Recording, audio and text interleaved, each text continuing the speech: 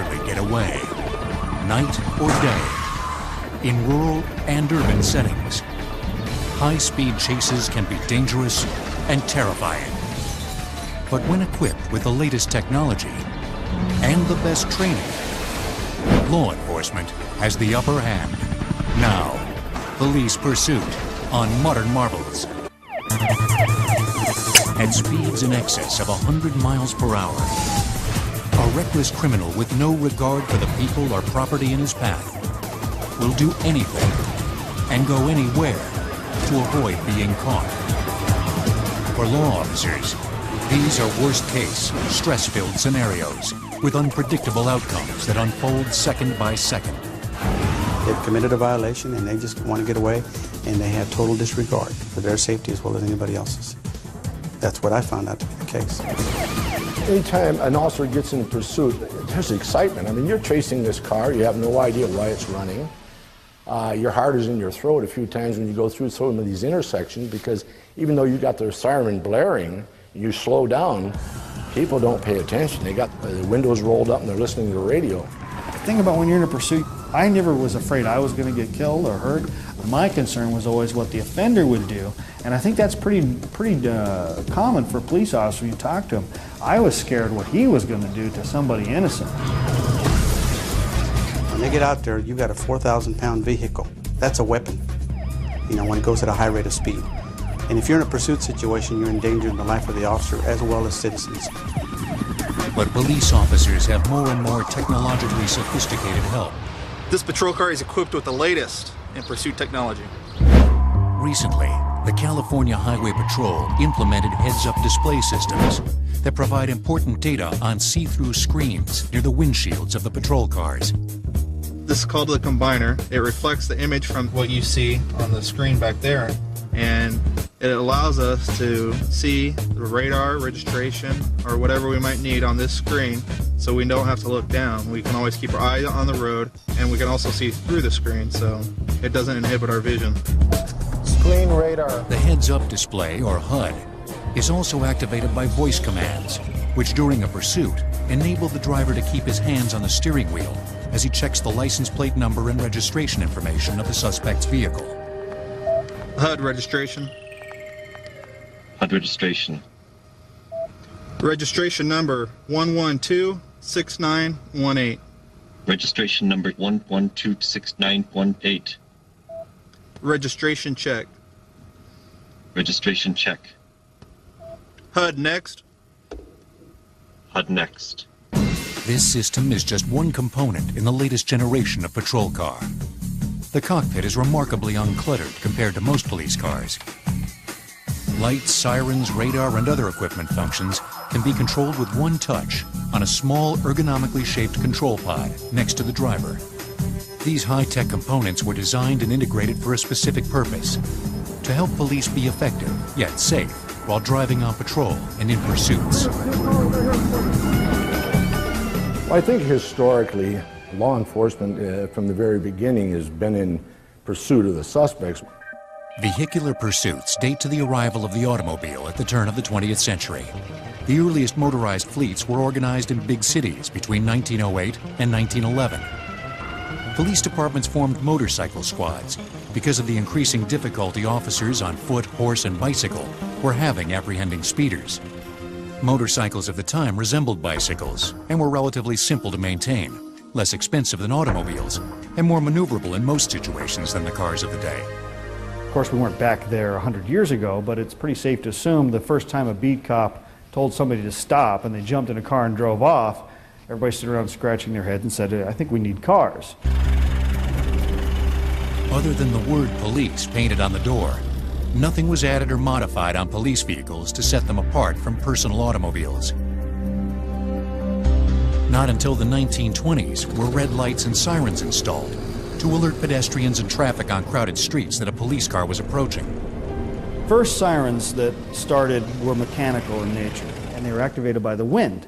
And the faster you went, the shriller the sound and the louder the sound of the siren and the higher it would go. About this time, the first mobile radios for police cars were installed. but they required several yards of wire wrapped across the roof to act as an antenna. You get experimentation with one-way radio broadcasts, but radios are huge. They're tube systems, and the police agencies contracted with a local commercial broadcast radio system. And so you'd hear country western music, and then you'd hear 1A55. There's a radio call for you down on Main Street. You need to go there. The danger of gunfire during a pursuit, as dramatized in Hollywood movies, was all too real. Exchanging gunfire became so prevalent, it spawned the business of adding bulletproof armor to both police and gangsters' cars. Perhaps that's best illustrated by this 1930 V16 Cadillac, built for notorious gangster Al Capone. With a top speed of 120 miles per hour, it featured bulletproof glass and quarter-inch armor plate. It also had 3-inch portholes for machine guns and rifles to shoot through. City gangsters weren't the only ones with special automobiles. Their country cousins also modified their getaway cars extensively to carry illegal goods. Moonshiners are people who would make alcohol at home. They would make it to sell it during Prohibition. But they would run it all around, and they would have false gas tanks they would hide this stuff in. And of course, they would zoom around and try to get away from the police, who would try to catch them. Police scrambled to keep up. They gained the advantage in pursuits with the addition of advanced radio communications equipment, operated by a dispatcher who could rally distant officers to aid in rural or urban pursuits. He would be able to maintain, throw a switch to where he could then broadcast to our traffic division, our motor officers, and other patrol divisions that this pursuit was going on.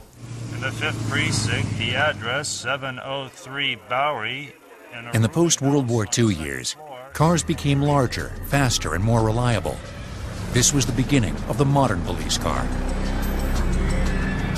Being late 40s, early 50s, we begin to see two-way communication between the police headquarters and the radio car. The new generation of police cars featured brighter lights and louder sirens, again designed as public safety devices to warn motorists and pedestrians the police were approaching.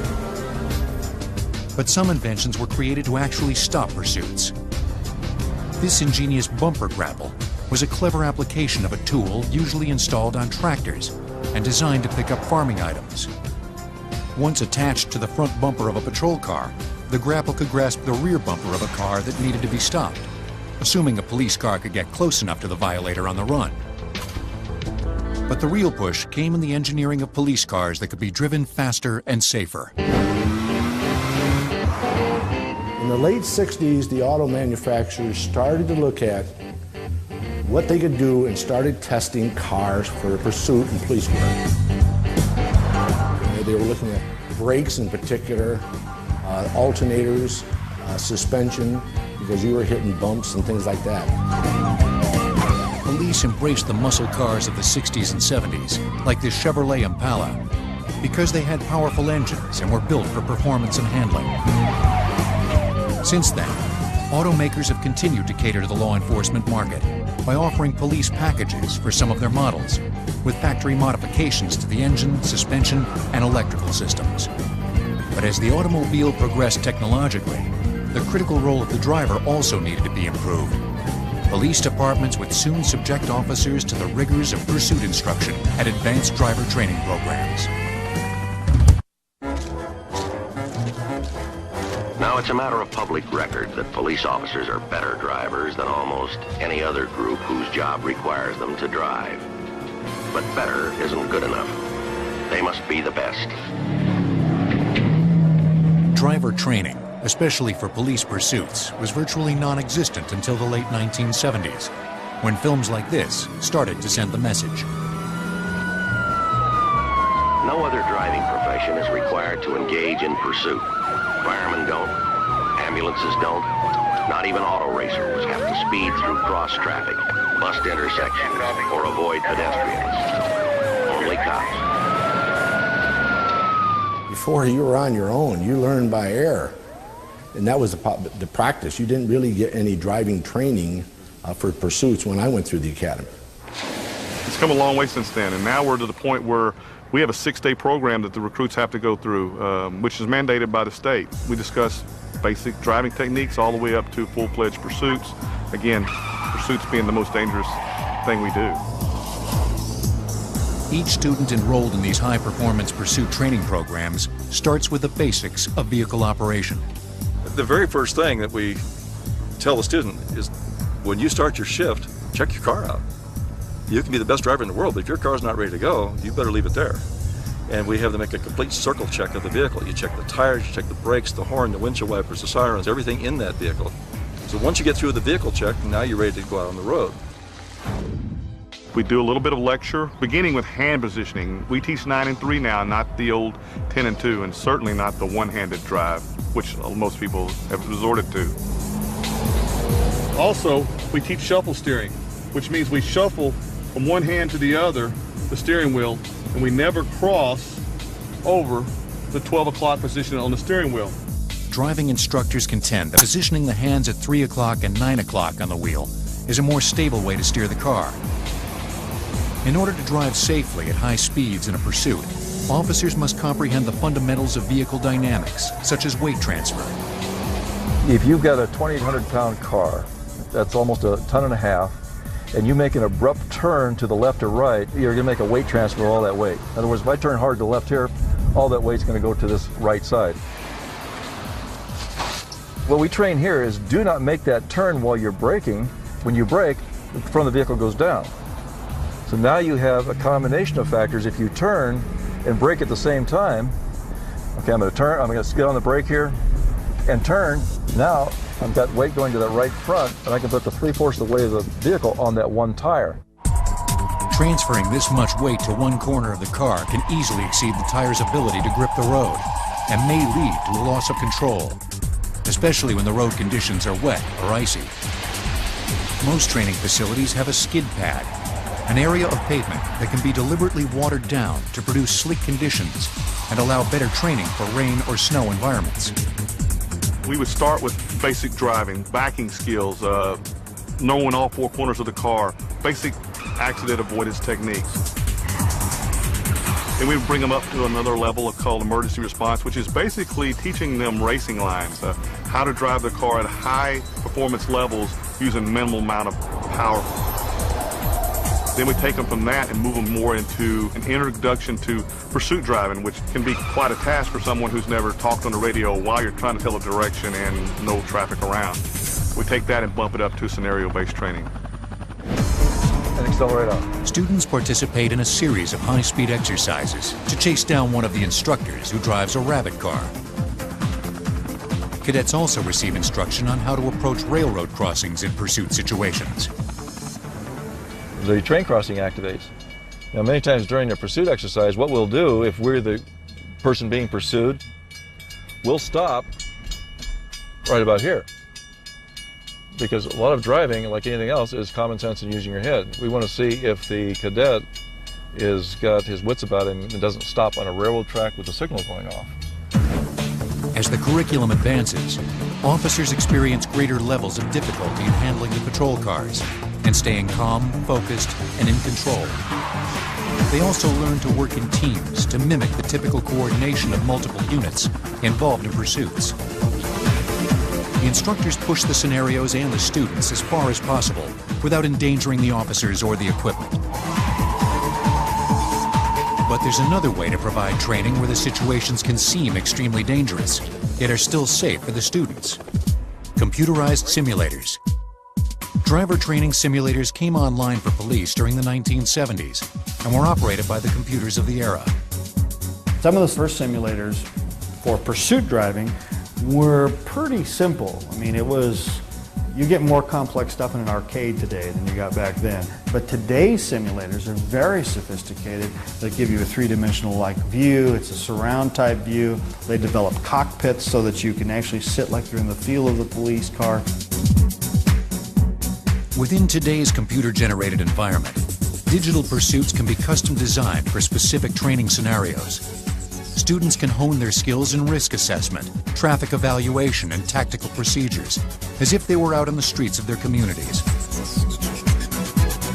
But one of the most effective ways to stop a pursuit can't really be taught by computer: the pit maneuver. technique as opposed to actual tactics. And I think it's brought on by the fact that we now know more about the dynamics of the vehicles that not only we're chasing, but the ones we're using. And that is the pit maneuver, or the pursuit intervention technique. The pursuit intervention technique originated in Southern California during the late 1970s. It came from the bump and run technique used in stock car racing. The pit maneuver is initiated by the lead patrol car in a pursuit.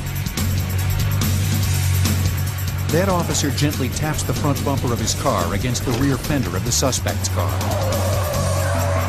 This causes the rear wheels of the suspect to lose traction, resulting in a spin-out. The trailing patrol cars carefully position themselves in order to block the suspect from traveling any further. At driving schools, not all training is behind the wheel. Officers also receive instruction on how to use other highly effective methods of halting a pursuit. One of the things we have now as a technology that has come to us recently is the stop stick. The stop stick is a tire deflation device that we've used to stop cars. Now, the stop stick will actually hit the ground, and the suspect will run over it, and then it's jerked off the roadway so that the other officers can go by. This one here has been cut out. We took the outer coping off, and it's a foam. And inside the foam are triangular quills. And no matter how this thing lands, the quills will be pointed up. The quill will actually hit the tire, and when it does, the top of the quill, which is very sharp, will come out, and now you have a quill that's inside the tire that will deflate the tire at a very slow rate. A slow tire leak gives the driver more control than rapid deflation or blowout. Many departments use a similar device, known as a spike strip. This accordion-like design also features hollow quills, and like the stop stick, can be quickly deployed and retracted. However, standing on the side of a busy highway in close proximity to a speeding pursuit is inherently risky business. Sometimes they've been very useful in helping us stop the pursuit. Sometimes not, They're not easy to deploy. They're kind of dangerous sometimes for our officers as well. While they're an additional tool, they're not foolproof. It's not the answer to everything. The inability to predict what a criminal will do or what decisions he'll make while being pursued by law enforcement makes it difficult to train for every possible scenario. Nonetheless, all agree that training is beneficial. Not just training for training's sake, but quality training. I see that as very, very important. On my business card, I have a motto: failure to train is training to fail.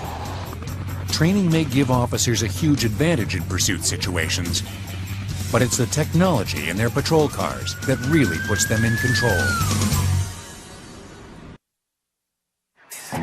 In the same way that police officers rely on their partners to watch their backs, they also count heavily on their patrol cars to keep them safe and effective, especially during pursuits. That means each cruiser should receive the best maintenance and be equipped with the best technology available. Woodcrest Vehicle Center in Riverside, California, is one of the companies that converts four-door sedans into virtual rolling police stations. This is a 2004 Ford Crown Vic police interceptor that's specially built for patrol car use in the United States by Ford Motor Company. It's estimated that Ford supplies about 80% of all law enforcement vehicles in North America. The Crown Victoria models can be special ordered with a police package that includes high-speed rated tires, larger brakes, and cooling systems. The wires run up plus here, more powerful alternators to handle the amperage loads from the extra police electronics. First step is we bring the car into the shop, and my technicians gut it. They pull all the seats out of it and everything like that, and we start installing our products in it. Here's a mount that we're going to put the computer screen. As you can see, we've got most of the dash out. We have to make some modifications in here for a mount for the MDC scene so that the officer can focus on the screen without taking his eyes off the road. Let's move on over to the other cars and see some more of the equipment. What we have over here is, this is their MDC, or a computer, just like you'd have at your house. The way we look at it, this is the officer's office, basically. So he travels around with his own computer. In particular, in this car, there's another thing we load in the MDC, and we'll show you a little later. It actually controls the siren of the vehicle as well. The other thing that these operate is there's a full data system that they can get back to their department, run somebody's license plate, see if there's any warrants out anybody, of course maps, you know, and all the other things. He can write reports onto a disk, go back in his department, print them out, and he's done. So this is a very important part of this car as far as the officer is concerned. This office is designed to keep everything within reach. What we have are 3 microphones, the 800 megahertz, the PA, and the county-wide 800. Up here is an all-new touchscreen technology. It comes up on there. Just with a press of a button, you have code 3. Code 3 refers to a police pursuit or emergency in which both lights and sirens are to be used. The newest light bars are low profile and aerodynamically designed. They're fitted with high-intensity LED bulbs that are extremely bright and visible from miles away. During a pursuit that's a Code 3 alert, the patrol car displays red, blue, and white flashing lights in a 360-degree pattern, leaving little doubt this officer means business. The TACnet system includes... The touchscreen, mobile data center, or MDC, does more than control lights, sirens, and radios. It can also receive and transmit digital information instantly. And it could be encapsulated in data files, images, pictures of wanted individuals, suspects. It could be a paragraph of information about Homeland Security warnings and things that the intelligence community wants to pass on to law enforcement. InfoCop is software technology that provides law enforcement with access to local, state, and federal crime databases. By entering the information request once, an officer can tap into 8 massive databases and receive data and photos in just 2 to 4 seconds through a broadband wireless internet connection. Internet protocol is the communication standard on the planet. You know, the IP technologies really enable the police and fire communication systems to go into the future that will hold more multimedia, will get larger, and be more interconnected with each other. And if the patrol car is equipped with a digital camera, police can start streaming video files in real time. The ability to relay wireless data on this level has immediate applications that may even help stop police pursuits much faster. So the police officer, when they do a traffic stop, can turn on that camera and have a live feed of that traffic stop, not just for the TV program a month later, but live back in the dispatch center. Then it can just send so much information to the other responding officers. That's the biggest thing that we're going to see. Often, the target of a pursuit is a thief who has stolen a car and tries to outrun the law. Lately, police have received more help from victims of car theft because the car owners have installed cooperative systems. There are essentially 2 types of cooperative systems that can locate your car and perhaps shut it down. The first kind of system works on with a radio frequency, and it is installed in your car. It works on triangulation.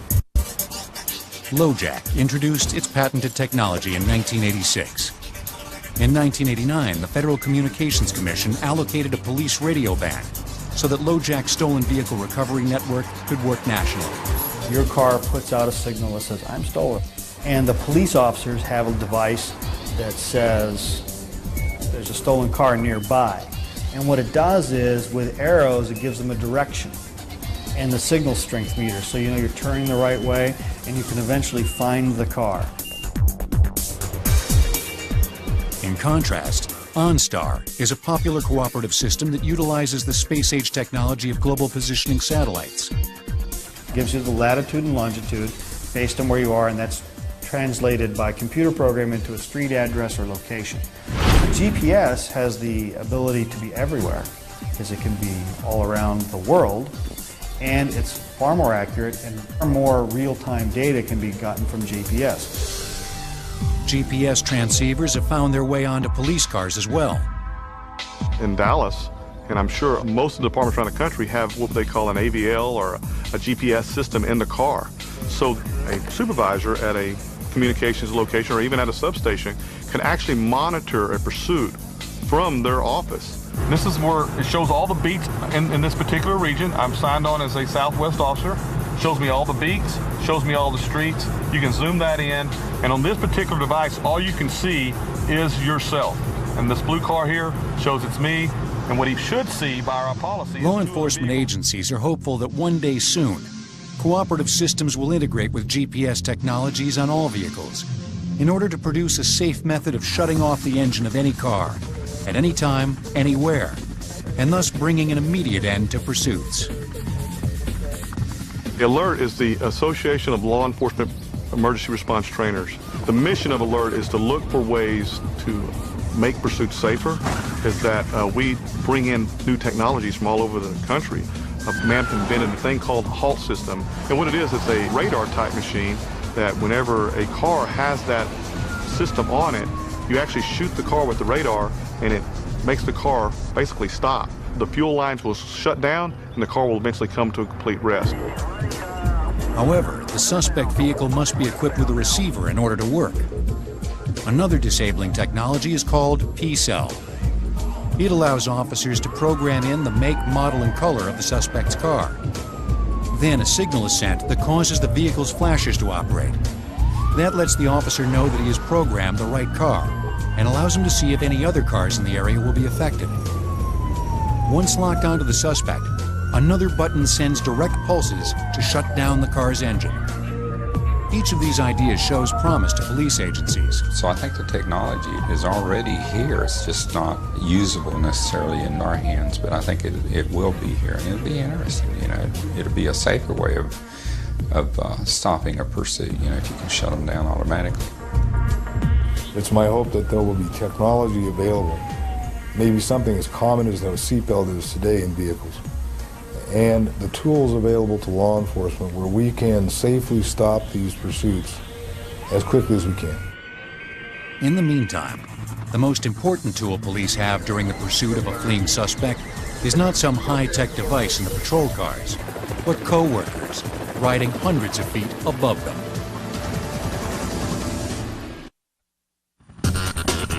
Perhaps the most effective equipment police have for pursuit situations is aircraft. Helicopter's tremendous, because when you get them up in the sky, and they've got a panoramic vision, and they can see everything. And you know what? That violator is not going to get away. Even if we have to turn off the pursuit, the helicopter can still spot it and follow it.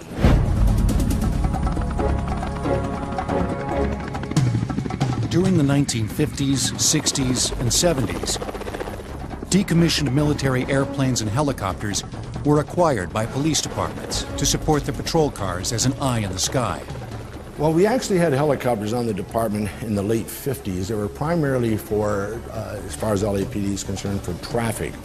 In about 1967, they started to build air support division where they would be up and patrolling the residential neighborhoods and becoming involved in following pursuits and whatever. These whirlybirds gave police a new perspective from which to coordinate the ground units. In the early years of the helicopter, they discovered it was very effective for patrol and pursuits, and the department put numbers on the top of the car, and that way the air unit could see the number and tell the unit exactly where to turn or where to stop or where to go. In the lakefront city of Chicago, the police equipped their helicopters with pontoons to take officers where patrol cars couldn't go. Rural communities quickly discovered that air support was the best way to keep fleeing suspects from disappearing into the countryside. Today, helicopters have become integral to almost all metropolitan law enforcement agencies' pursuit policies. We utilize helicopter, and that's actually one of the issues that I was looking at recently, whether we should call off the ground units when the helicopter is engaged or not. Back when I first came on, there were a few police helicopters, but they were not always in position to help you out in a pursuit.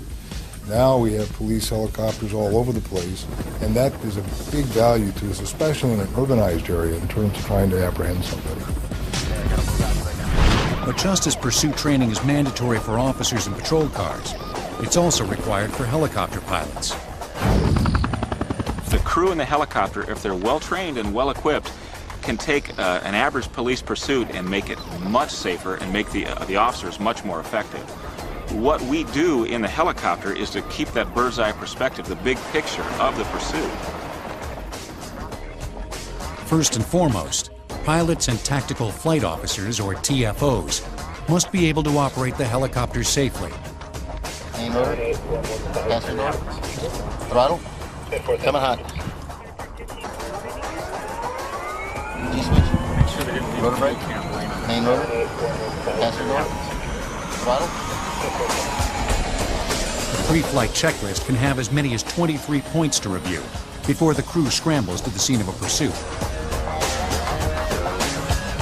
This is a pretty standard configuration for a law enforcement helicopter. The pilot on the 206 series aircraft sits in this seat, the right seat, and that's not always the case in other aircraft.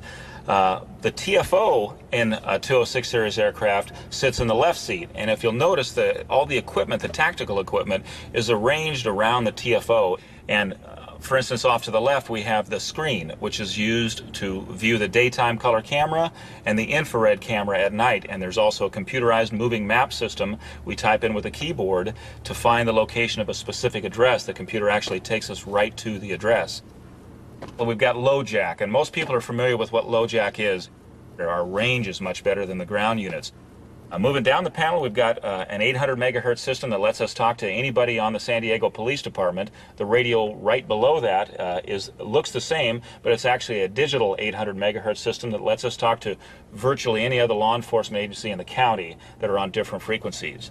Audio panels for the pilot, co-pilot, VHF radios with a backup for the pilot to talk to the air traffic control. A GPS with a moving map system is below that.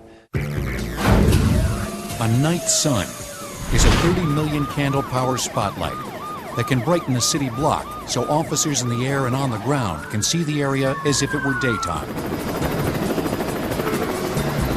But that's just the start of the night flying technologies.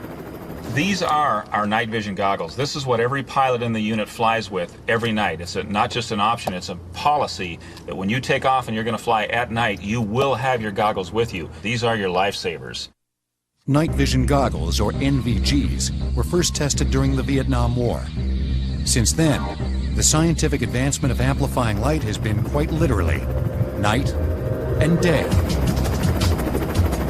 The hardest thing for a pursuit environment is you've got to have a pilot who is aware and situationally aware of what's going on around him. If it's pitch black out in front of him, it's very difficult to see the obstacles and things that are out there. What we have here is night vision goggles. The night vision goggles are the latest technology for law enforcement to use in their pursuit. Just to break down what we're looking at here, this would be a left and right intensifier tube. This focus ring right here would be your objective focus ring. The focus ring back here is your diopter adjustment or your eyepiece focus ring. Near IR energy or ambient light goes in and becomes an electrical signal. Once it hits the phosphor screen, now we have another visible type signal. And then it goes through a fiber optic bundle, which goes to a small screen in the back of the goggles, and it becomes an image that now the human eye can see. And that's what a law enforcement pilot would be using to go out and try to find the bad guys, so to speak. The result is astonishing visibility on the darkest nights. Pilots can clearly see the terrain below, providing a better view of a fleeing suspect or of a safe place for an emergency landing. Pilots can augment night vision with forward-looking infrared or FLIR systems.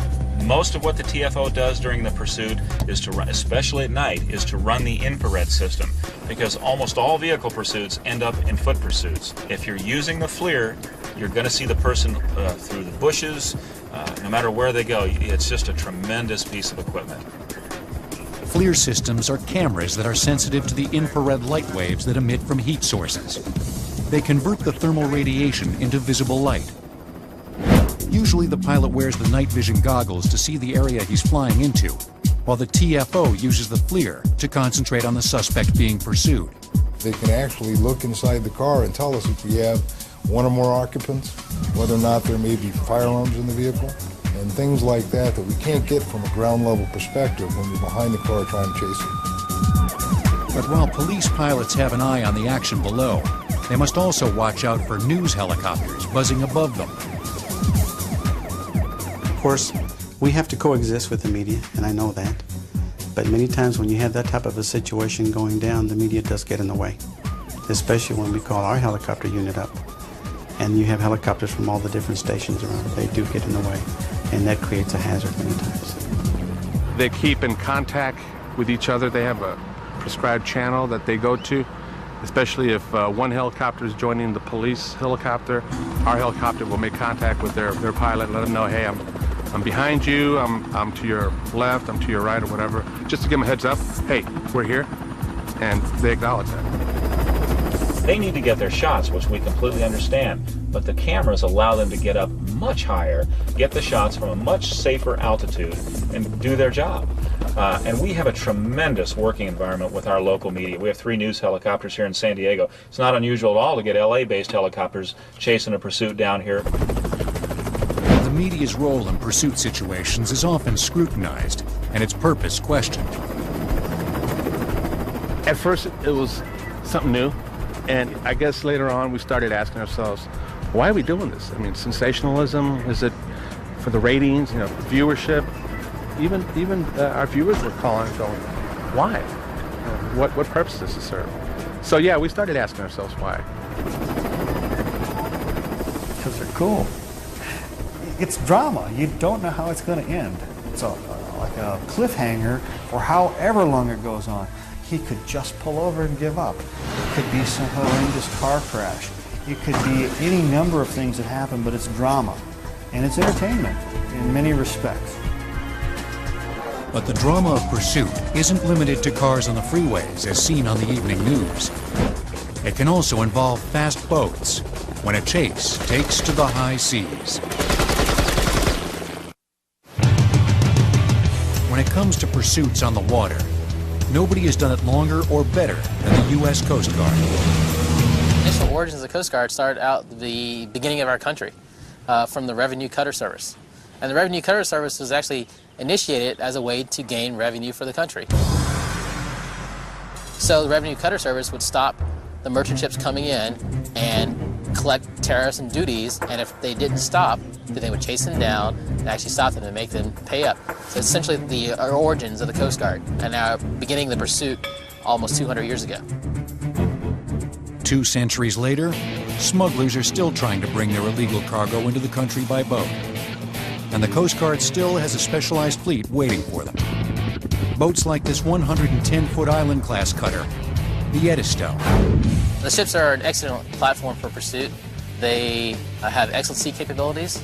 We have secure communications, which allow us to talk to our commanders.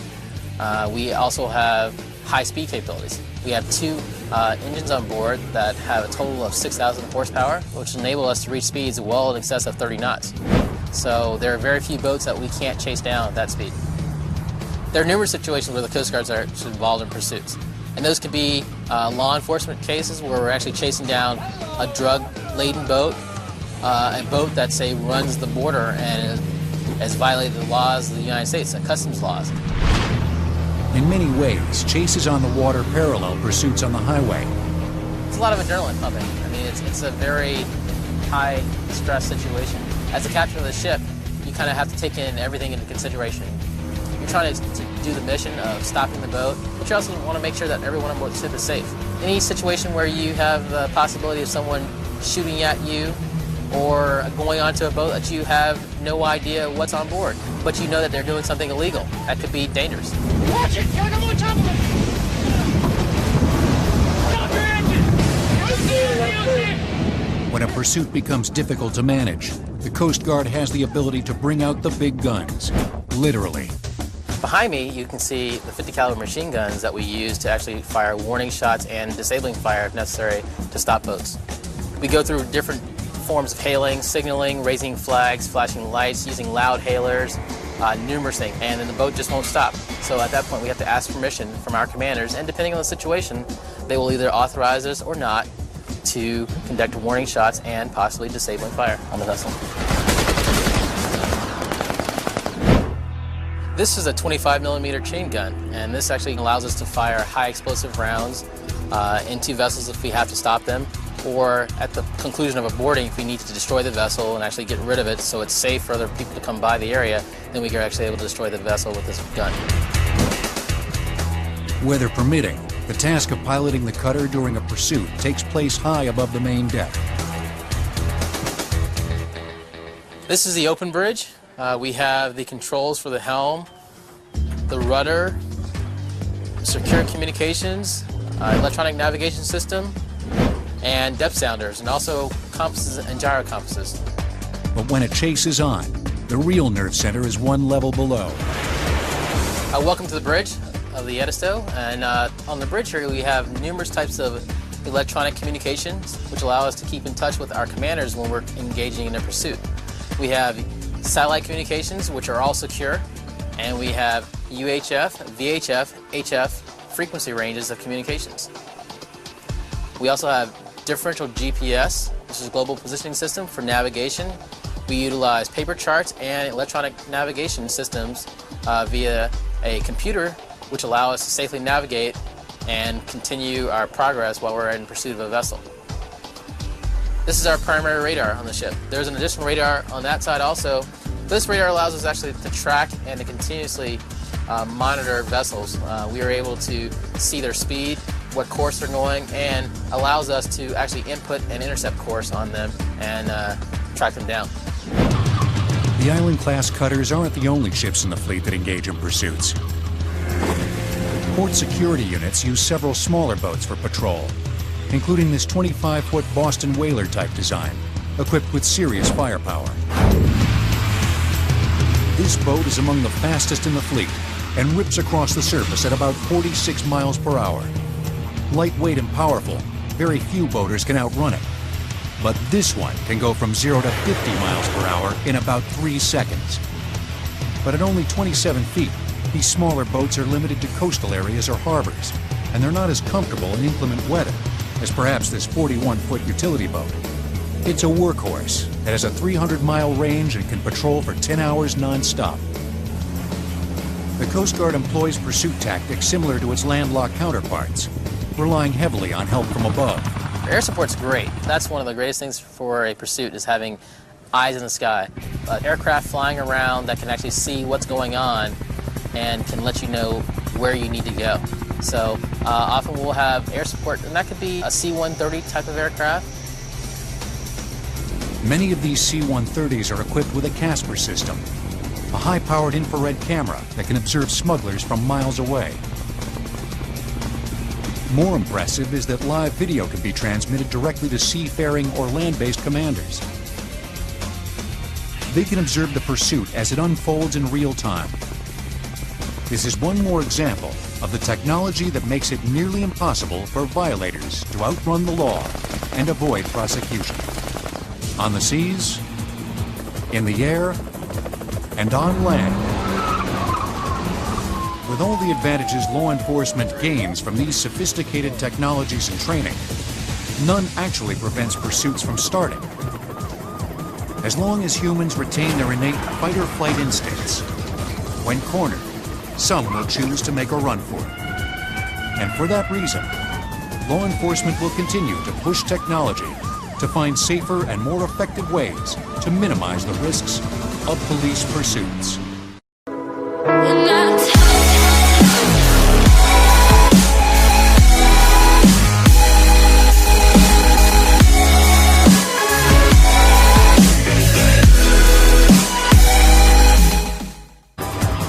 For law officers, these are worst-case, stress-filled scenarios with unpredictable outcomes that unfold second by second.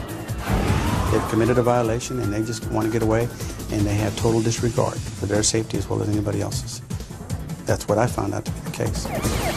Anytime an officer gets in pursuit, there's excitement. I mean, you're chasing this car, you have no idea why it's running.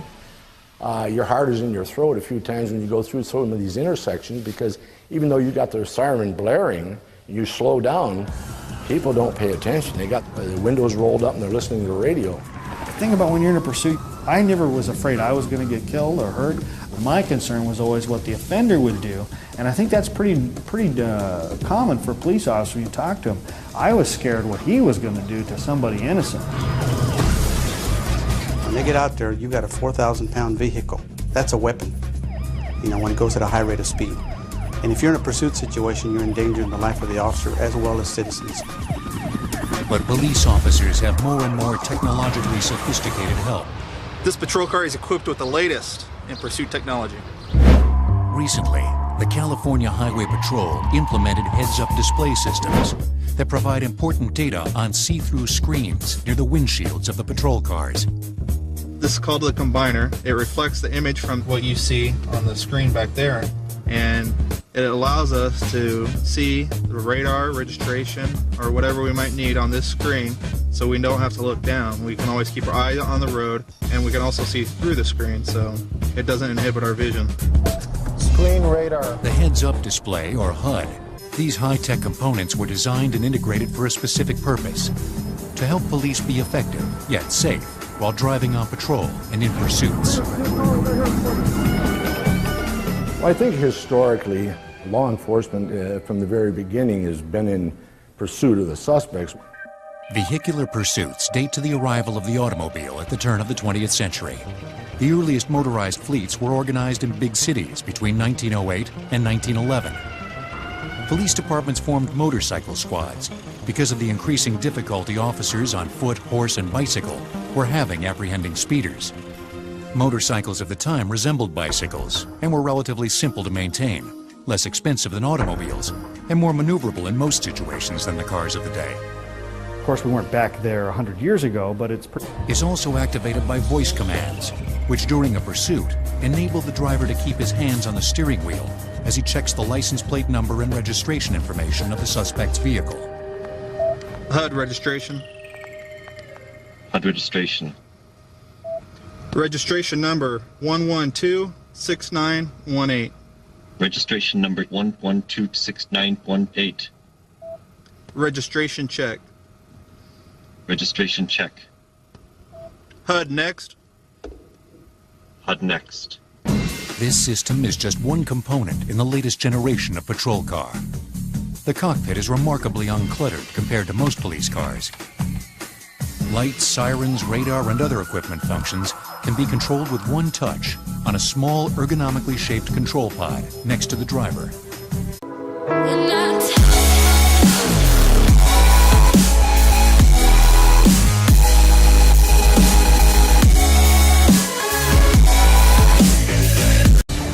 They can run, but they rarely get away, night or day, in rural and urban settings.